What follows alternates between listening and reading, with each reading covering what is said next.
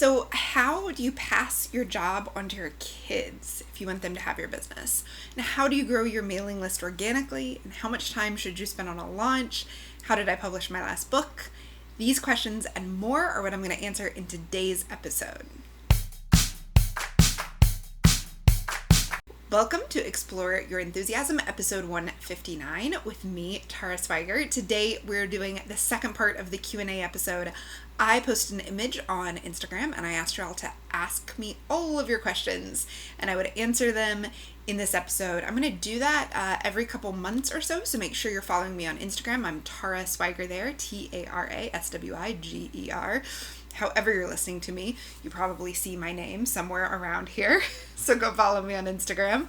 So let's just dive right into it. If you want to see any of the links to resources I mentioned or to get to know the question askers better and join our little tribe of chatty makers, artists, and essential oil enthusiasts, you can click on their name in the podcast show notes. So you'll probably find that in whatever you're listening to or watching this on. It'll be linked below, or you can go to taraswiger.com/podcast 159 and find all of those links there.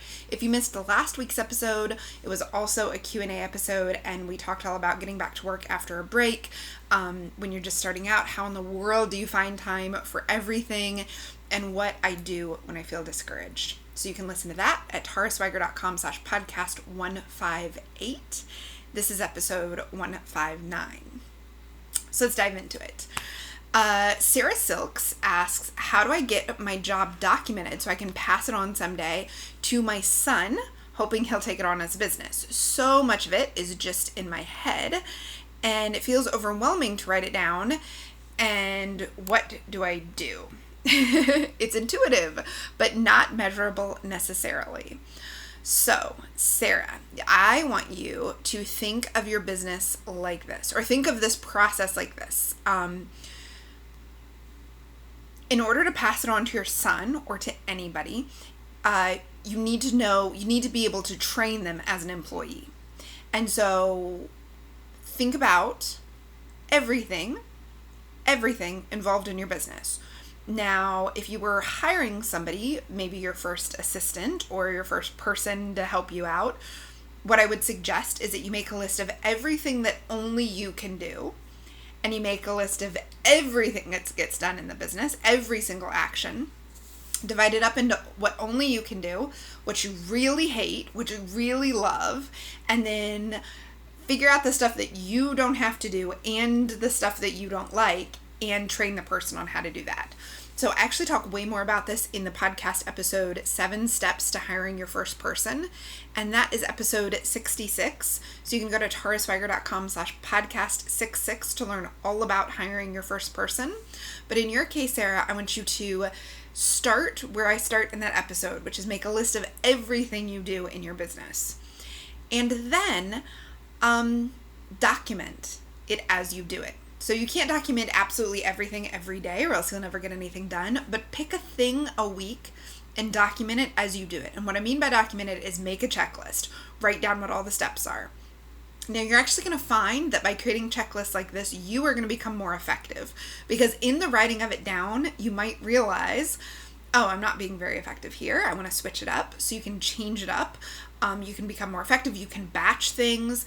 So this process of finding what you do and writing it down is actually super helpful in making your own business more effective. And it's actually what I suggest before you take any kind of long-term break. And we talk more about how to do this in the How to Take a Break Without Breaking Your Business class. You can find that at taraswiger.com/leave. And I co-taught that with Stacy Trock, who took off, some maternity leave to have her kids. So we talk about doing it for maternity leave or illness or surgeries or whatever you have coming up, or a big move. Really thinking about everything you do and getting clear on it and systematizing it. So this will be the first step before you bring anybody else in your business. You'll need to figure out what you do and systematize it. Then, if you really want your son involved, or whoever you want involved, you want to bring them in and start training them on the tasks that they could take over and start doing that. Now, I took a look at your Instagram profile and it seems like your kids are pretty young. unless it's someone else's kids in your photos. So you probably have years before you really have to worry about this. If you've got an older kid that I didn't see in your photos, then start training them on it and really look at all of those things that don't take your personal eye, like your photographs and the way you write your descriptions, or the way you talk to people on Instagram, or the way you actually dye your silks. That's probably all really personal to you. Everything else, figure out how to train somebody on it. What I mean by figure it out is make a list and then figure out the steps and then actually like walk through how you talk to somebody how to do it.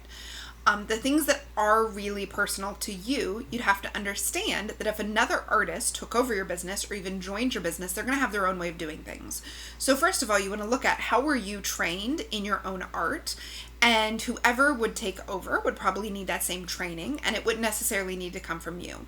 Like if you took fiber dyeing workshops or you have a fiber arts degree, then maybe the person who takes over your business needs to do the same thing. And then you realize that things like how you take photos or how you write descriptions, they're going to do it differently.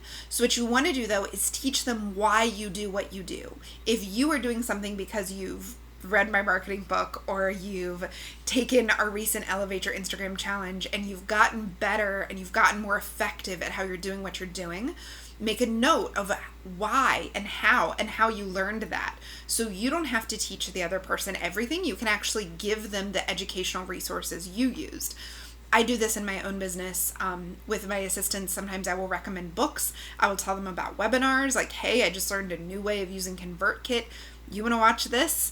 Sometimes I pay for them to take e-courses that will teach them how to do something I don't know how to do, my business needs them to do. And anytime I read a book, I pass it on to the rest of my team if I think it will help them in what they're doing. So that is how you want to think about this. Basically, everything that is kind of measurable or just step by step, write it down. Figure out the steps of it. Make it more effective and more efficient. And then the stuff that you learned through education, share that education with the person you're sharing your business with. So I hope that helps. You said that the stuff is intuitive but not necessarily measurable. That's only going to be true for a small part of your business. Quite a bit of your business is measurable. How often you post on Instagram, how often you send emails, how you structure your emails, everything but your own phrasing, your own words, and your own everything else in your business is probably measurable. Also, you might want to think about if it's your son or it's a friend, or you're thinking about getting a business partner, think about the business parts of the business you don't like that they're good at, and have conversations. I'm good at this, I like this. They might say, I'm good at this and I like this. What you really want to find, this might not be just for Sarah, but for anybody who's thinking about bringing on a partner or somebody to work with them, is you want somebody who has different skills and interests than you do. So I'm not looking for someone to work in my business who likes to write and talk and teach. I'm looking for people who care about the details and spelling errors. I'm looking for people who can process a lot of information and boil it down to something quickly for me. I'm looking for people who like editing videos. All these things I don't like to do, I hire for that. Or if I was bringing a business partner, I would partner for that. My husband and I, when it comes to the business that we're planning together, he is the day-to-day operations and he knows the field, and I know the marketing and the kind of business administration and big decision-making questions. I'm like the big goal person. So we're gonna balance those two things and really focus on how we're different, and then take over areas where we're different. So I hope that helps you. And again, we talk about how to take a break from your business and bring other people into your business, and train VAs in the class, how to take a break without breaking your business. And you can find that at taraswiger.com/leave. Leave, like you're leaving. Now, next question. Flora Fibers Yarn asks, what can I do to really help grow my mailing list organically? I've just launched it, but I love to start out on the right track. Thank you. I love this question. I was actually just talking to somebody about this morning. The thing is share your mailing list in all of the places. And that's really the best thing you can do. So wherever you have even a tiny audience, share it organically and share it all the time. So if you have an Instagram account, which I know you do, Flora Fibers, put it as the link in your profile, and then invite people to it regularly. Do an Instagram post that says, hey, did you know you can get weekly deals or a monthly coupon or a printable PDF when you sign up, blah, blah, blah. Go to the link in my profile and sign up. So if you're using Instagram, do that. If you're using Instagram stories, once every couple days, say, hey guys, I'm about to send out this email, or I was just thinking about my email list, or I was just planning my next thing. Go here to sign up. Regularly say it. If you are just on Facebook and you just have friends on Facebook, say it there. Keep in mind, your email list is going to grow in proportion to the audience you already have. So when you see people talk about, I grew my email list 10,000 people in 2 days, often they already had audiences somewhere. And then they just opened their email up to those people. I know a blogger who talks about how many signups she got in her first couple months of doing her email list, but that's because she already had a giant audience. So if you have an audience, you have to invite them to it and make it really easy. If you have a website, make sure that you have a sign up form on every page. Also, pop-ups are super effective and not that annoying if you make the settings so that it won't pop up for the same person over and over. In other words, share it wherever you already have people. The second thing is, if you aren't talking directly to your people and knowing where they are and marketing your product to them, you're not going to have people sign up to your list that makes sense for your product. So that's why I said it grows in proportion to how effective your marketing already is. So you just want to, if you are already looking for your people, talking directly to them, talking about your product and the things they care about with your product, just put in your email list as like a call to action on a regular basis, and that's how it'll grow organically. The last thing I want to say is anytime you make a sale, invite the person to join your list. Make sure that you really understand the benefits of joining your list and then invite that person to join. That is how you're going to have a list full of people who love you and want to hear from you. Paper Flora asks, I'm planning to launch a new product line of paper flower kits. Yay! I'm not sure what kind of timeline do I plan for a product launch. 1 week, 3 weeks, longer? I'm clueless. Okay, so I did a podcast episode a long time ago, episode 28, called How to Launch Anything. And I talk there about how to think about how to launch your product. And this is what I can tell you. There is no specific timeline that you have to use. I want you instead to look at what you want out of this launch. So the bigger you make the launch, obviously, the bigger your sales will be. And you can make the launch bigger by spending more time leading up to the launch. Like, guys, I'm coming out with these kits. Sign up here to be the first to find out. The kits are coming soon. Here's a sneak peek. Make sure you've subscribed so that you don't miss it. So, like, the first part of your launch will be getting people excited about the launch and getting them on your list. Or if you don't have a list, pick a place where you're going to announce it to people. But let me tell you, an email list is the most effective way to announce it to people. Also, doing an actual sub list, like a segment within your list or a new list for people just who want to learn about this. Get them to sign up for it. You can spend a month inviting people to that. Then your actual launch, you're actually, hey guys, here it is. That's like 1 day, right? Then the question is, how much longer do you like hardcore push it?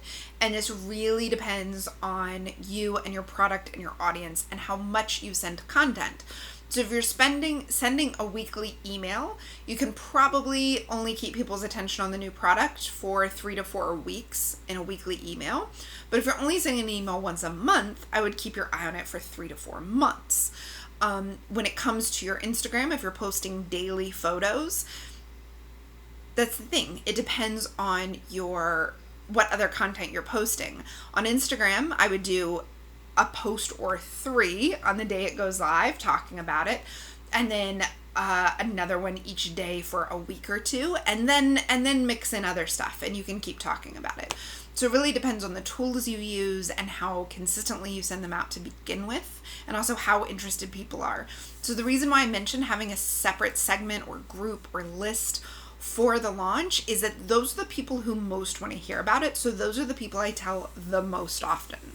So my launches, I spend up to a month talking about that it's coming, sign up here. In my case, I do podcast episodes that have downloads that are related, that when you sign up, then you're on the interest list. And then on launch day, everywhere publicly gets launch information, and then that list continues to get information, stories, ideas. In your case, it would be like ideas and photos and how other people are using it and a bunch of like things you put together. They get more messages because they're most interested in it. So I hope that helps. Another thing that will always help your launch is if you have a real limit. If you have limited how many kits you're going to do in the first round, or if you have limited the amount of how long you're going to be able to produce these kits or what colors you're going to be able to produce. But if this is something you're going to continue to produce for a while, then I would say getting people excited about the launch and then launch it hardcore, maybe a week or two, and then it just stays in your shop. So like I said, you can learn more about launches at taraswiger.com/podcast28, or just go back in your podcast feed to the 28th episode. I'm going to do an upcoming episode on how to plan a launch, because in that I just talk a lot about thinking through what you offer throughout the launch to get people on your list, to get them excited. I hope that helps. Basically, the answer is it depends on you and your tools and what your goals are. But really focus on the pre-launch period. And then when you launch it, don't forget that people aren't going to see it the first day. If you do a post on Instagram and Facebook and you send an email, a super small percentage of people are going to see that. So make another post the next day. Talk about something different, make it different, but talk about a different aspect of the product, but make sure you're mentioning the product. Invariably, I will send a zillion emails and I'll have a class open for 2 weeks, and it closes on day 14. On day 15, someone will go, "Oh, I didn't know that class was open." So make sure that you are giving them way more opportunities to buy than you even think, because not everybody who sees your first messages. This is also why it really helps to schedule your messages. Write your emails ahead of time and schedule them. Write your tweets, your Instagram posts, your Facebook posts, write them all up ahead of time and schedule them, because you will get sick of talking about it before everybody who wants to hear about it has actually heard about it. So LSJ Art, I guess there are other ways to pronounce that. That's what I'm going to guess. It says, I've been working my way through your Map Your Business. That's awesome. I want to do a better job of curating my Instagram feed this year. Is there a ratio of, say, art to other stuff? Okay. So I'm actually going to answer your deeper question before I answer that question. First of all, I am not an Instagram expert. If you want to learn more about making your Instagram feed awesome, I can't recommend highly enough Sarah Tasker's #authentic. And it's actually the word #authentic. That's the name of her podcast. I don't just love it because I was a guest and she's been a student. I love it because it's actually very good. And she has a giant Instagram following, and her Instagram feed is beautiful. And if you go to her website, which is meandorla.co.uk, I think, she has a Insta retreat, and it's like a PDF you can download and read. I learned lots from that PDF. So when you sign up for her email list, you get that PDF. So keep in mind, she's the expert. Sarah Tasker, #authentic. And that's actually the name. Somebody told me, oh, I didn't realize you were actually saying the podcast name. Curating your Instagram feed. What I want you to think about is not just art versus other stuff, but actually what it looks like when you're looking at it. So, and what I mean is, like, when you see the 6 or 9 or 12 photos on your screen, depending on what kind of device you're looking at it, how does it look? How do they go together? So you could do art every other post, and if they all look good, not just the art, but the other posts, and they could do a really great checkerboard thing. Or you could do 3 art posts and then 3 life posts that are all in grayscale, or in my case, all in rainbows or hot pink. It really when it comes to curating your Instagram feed and how it looks, look at it in that grid view of how it all looks together. That's one thing to keep in mind. The second thing to keep in mind is, are all of your posts actually providing value? So cut back on the posts that are just like, my dog's adorable, and do more of the posts that actually tell people something. So I'm super inspired today because I spent time on my front porch reading. I was reading this great book. This is what I learned. Or I love this painting technique. I use it here and here, right? Or blue is my favorite color. These are all the reasons. These are all the things I love in blue. Think about what your people like to know about, which in your case is probably what inspires the artists, and share that. So even if it's a beautiful picture of your art, and then it's, I'm having a really bad day because life is hard and stressful and I'm still working on finding the joy. Something like that will add value even if it's an art post. Along with that, you can do calls to action. So what's great is you can do calls to action on your art post or not on your art posts, right? Like you can have a picture of a flower, be like, hey guys, today's the day, super excited, doing a free shipping for the next 3 orders or something. So just because it is art, it doesn't have to be a call to action to buy the art. And just because it's not art doesn't mean that you can't do a call to action to buy your art or sign up for your list or whatever it is you want people to do. So that's what I'm going to say instead of telling you a specific ratio.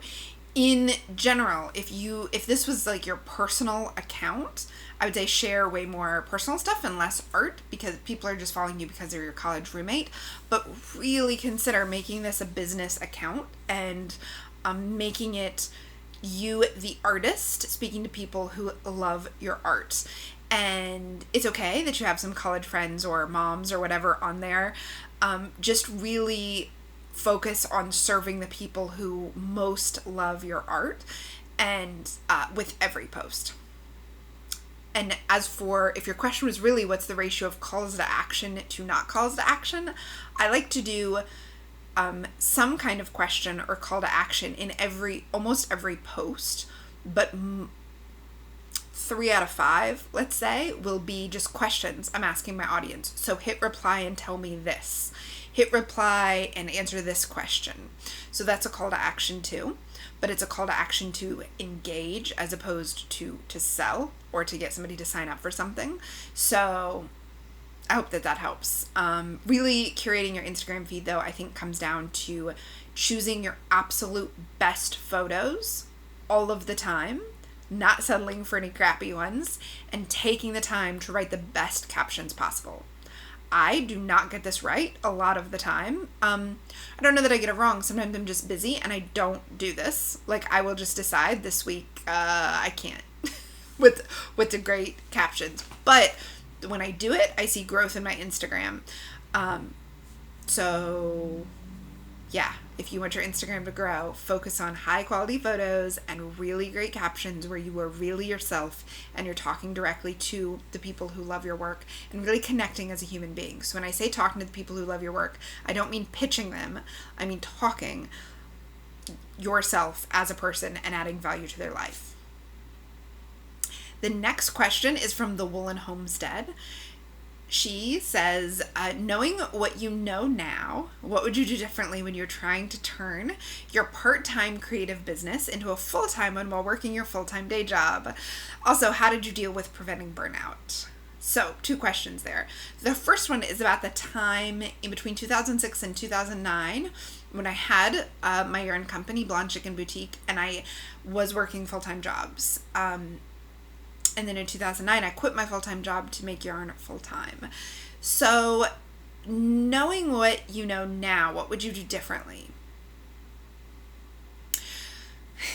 My first reaction is the classic reaction, which I always hate when I hear other people do it, but I'm gonna start here, which is I wouldn't change anything because it all turned out the way I wanted it to turn out.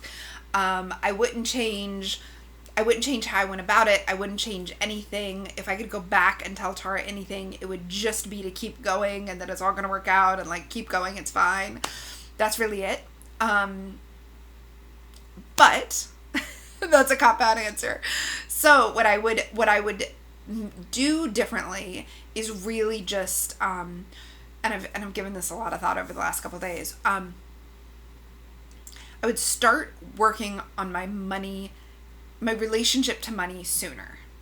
So I really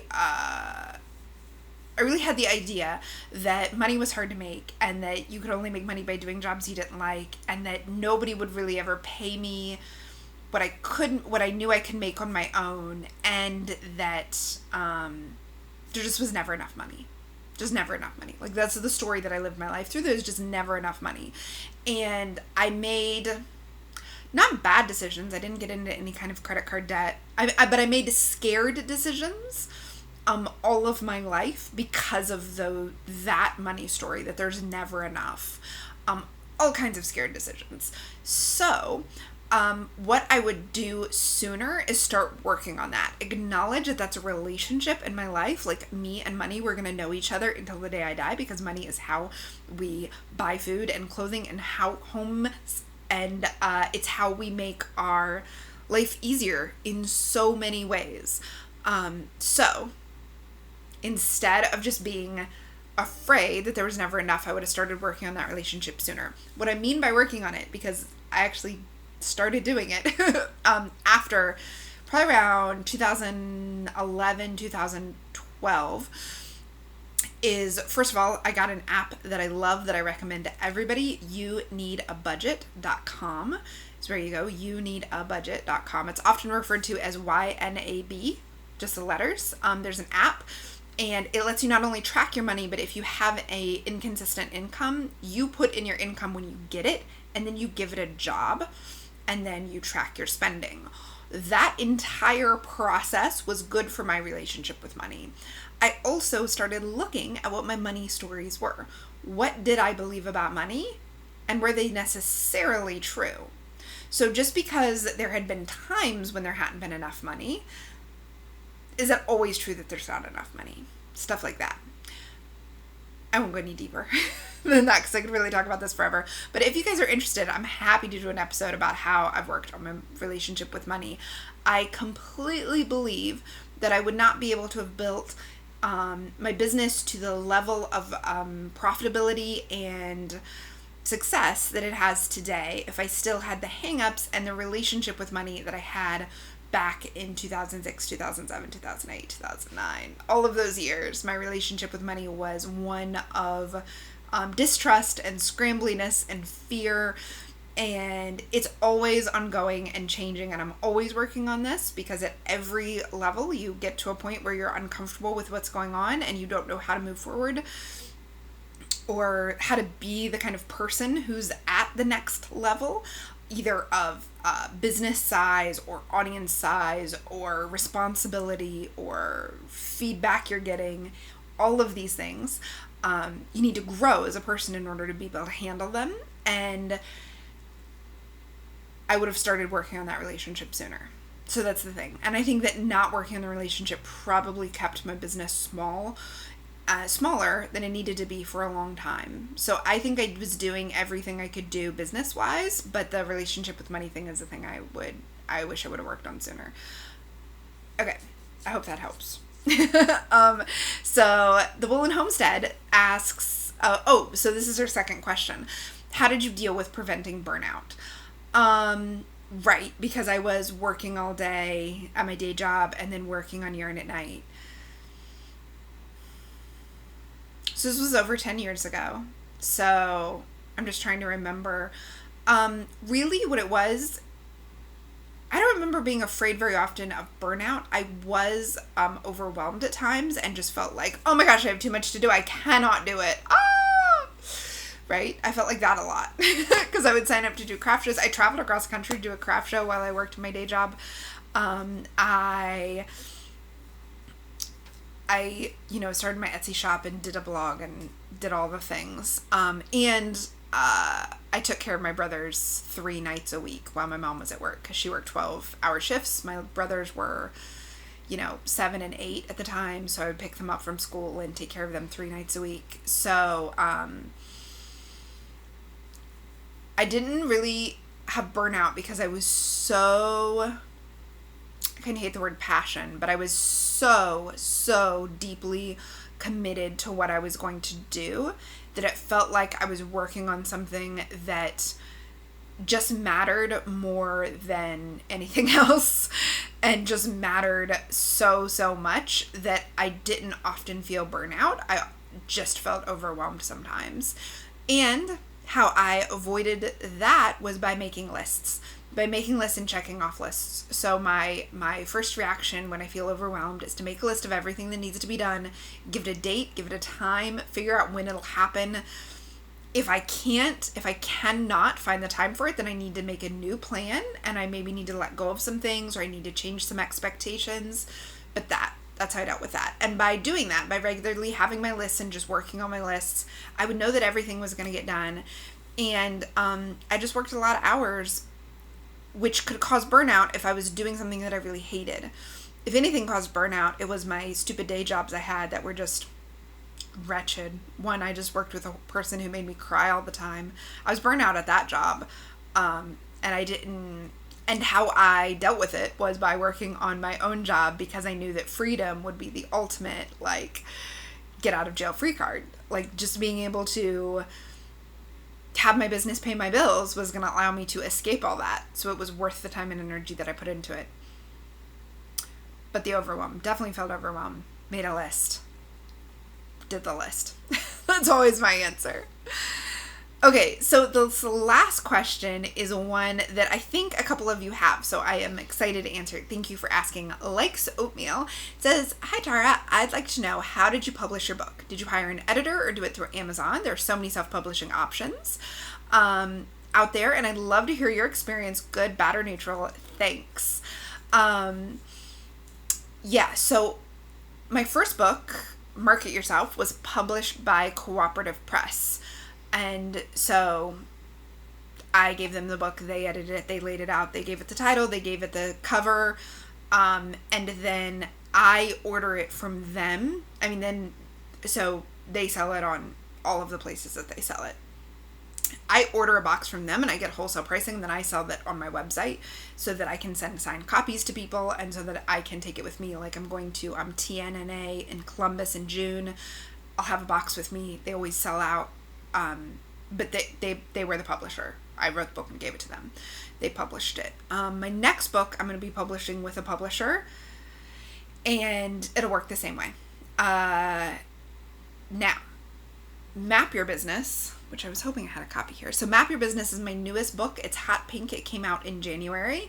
It is all about setting goals and thinking of the big picture, then setting goals to get you to the big picture, and then breaking it down into a plan. And then it has 12 spots for you to review your month. And there are no dates inside of it, so you can start it whenever you want. And it reminds you to review what's going well and what you learned, and like adjust your plans as you go throughout the year. So I think that's the book that she's asking about. That's Map Your Business. And you can find it at taraswiger.com/map. If you're like, what? I had no idea. taraswiger.com/map. How that worked is I actually took 2 or 3 classes that had been available only to Starship captains, and I put it together, and then I edited it. And then I had Jess, who's my VA, who is an amazing copy editor and, is like a pro. She edited it, and then I edited it some more. She edited it some more. And then I went through a self-publisher, which I'll tell you about in a minute. But I want to back up to that whole thing about I took some classes. So, since 2010, I'd been selling the map making guide, and the map making guide did the part of the process where you take one goal and you break it down into steps for the next 2 to 3 months. And there's actually like a physical map that you can draw out and add your steps to, and people have loved it. It was available in my shop, since 2010. And people got a lot of use out of it. But my students asked me if I would sell a printed copy. So what they were doing is they were printing it themselves, or like going to Kinko's and having it bound. And Starship captains, every time, any new Starship captain, when they join, the reason why I only open the Starship a couple times a year is because when you join, you go through an orientation first, and then you go through a process I called Chart Your Stars. And Chart Your Stars is the process of thinking big picture of your mission, where you want your business to go, what your North Stars are, what you want your goals for the year to be. And the reason why I had everybody do that is because I really think that the community isn't going to be able to help you, and I'm not going to be able to provide you with classes or support if we don't know what it is you're really after. So when I work with people who are unsure of what they're really after, it's really hard to come up with a plan. So you kind of have to do this work first. And that e-course, Chart Your Stars, walked you through that whole process and had tons and tons of worksheets. And what people were doing is when they would join the Starship, they would then make printed books at their local Kinko's and have them spiral bound with Chart Your Stars, and then 4 copies of Map Your Business, so then they could use it for the whole year. But that was really expensive to get it printed on your own at Kinko's. So they asked me, can you make a printed copy of this? You literally don't have to change anything. Just give us a printed workbook of this. But of course, when I decided October, November, okay, fine, I'll put it all together, and for the new year, you guys can have this workbook. I'll get it printed through a self-publishing thing. A lot of the Starship captains are actually self-published knitting book authors, so they told me what they used and where to go and what they had done, and they all assured me it's as simple as making a PDF, and you upload the PDF, and what you get is a book. It's simple. Well, it would be simple, but I insisted on editing it, changing it, making it beautiful, like the layout. I wanted you to have plenty of space to answer the questions. Also, I wanted you to have like extra pages to take extra notes, because some of the questions are kind of thinky. And so it's really a workbook. If it was just a book with just words written, it would have been a lot easier, but because it's a workbook, there are spaces with each question. So there are tons of spacing issues. Also, the book is like 4 times thicker than if I just put all the questions back to back, but because of all the extra spaces and the writing room, I really think of it as more like a journal. It's like a guided journal for your business and your year. So all of that to say, I already had it written. I just had to edit it to the right size and format, and then we made one that was 8.5 by 11 that people could print like on their own printer. As a PDF, and then one that actually I got self-published that is smaller. And actually, let me grab that. Okay, so this is Map Your Business. It's smaller. You can see all of the spaces. If you are watching the video, if you're listening to the audio, you just hear me flipping through a book. You can go to taraswiger.com/map to see it. And then I added in the thing that I send Starship captains every month, which is a monthly review that asks you what went well in this month, to assess it, to look at it, to figure it out, and then what do you want to do next month? How much money you need to make, how much you want to make, how you're going to do that, break it down into products. Also take a look at your map and how it's going and what do you need to adjust. There are lots of pages for both last month and this coming month to help you remember to plan each month. So that process, that's really what we did. We went back and forth. So yes, I hired an editor in the sense that I paid Jess, but she's my VA and I already had hired her. And then I used Ingram Spark. So Ingram Spark is very straightforward, very kind of just super simple to understand. You create an account, you upload the PDF. I also made an e-version of this, so it's for sale on iBooks and Kindle and all of the places, Barnes & Noble, Nook. I picked Ingram Spark because it goes to all those places automatically. So not only does it go to Amazon, Barnes & Noble, and iBooks, but it also goes in if you've set wholesale prices, bookstores can buy it. So it gets distributed, I think it's through Ingram is the name of the distributor, who distributes to bookstores. So bookstores can, if you go in and ask for Map Your Business at your local bookstore, they can look it up. It will be in their database and they can order it. So I wanted to do that. And Ingram Spark is the one place that does all of that automatically. So then I had to buy an IBSN number. And then I uploaded it, and making the cover was a whole thing. Me and Jay designed the cover. And first it was white with pink words, and then I realized it would be much cooler if it was pink everywhere. So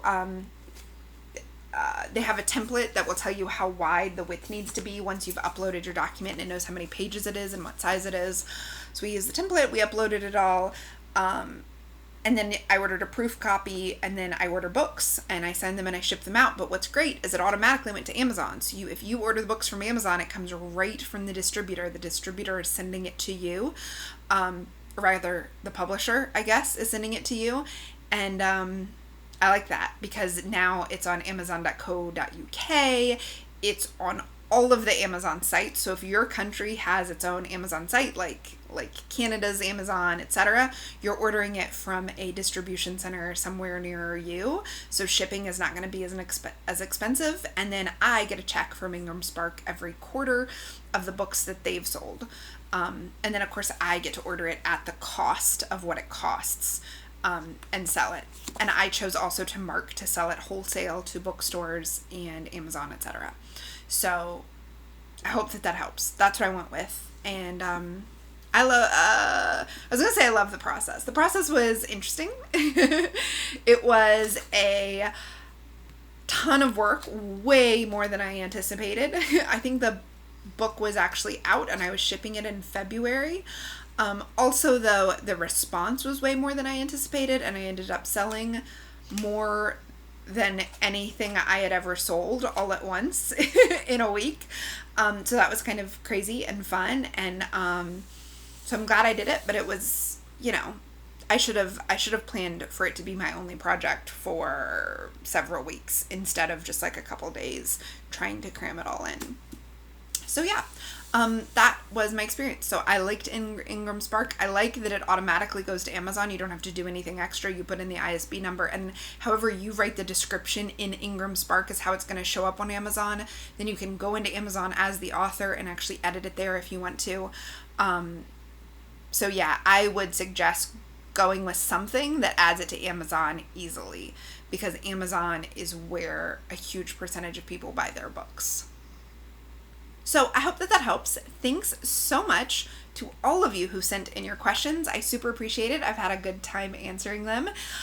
Make sure you're following me on Instagram so you can see the next time I do a Q&A post, because I'm going to do it again in a couple months, I think. And I hope you all have a really fantastic day. Oh, remember, you can see links to everything I mentioned in all the podcast episodes and map your business at taraswiger.com/podcast159. If you enjoyed this episode, leave a review on iTunes or leave a comment on YouTube or give it a thumbs up on YouTube, and make sure you've subscribed. Thanks so much. Have a great day.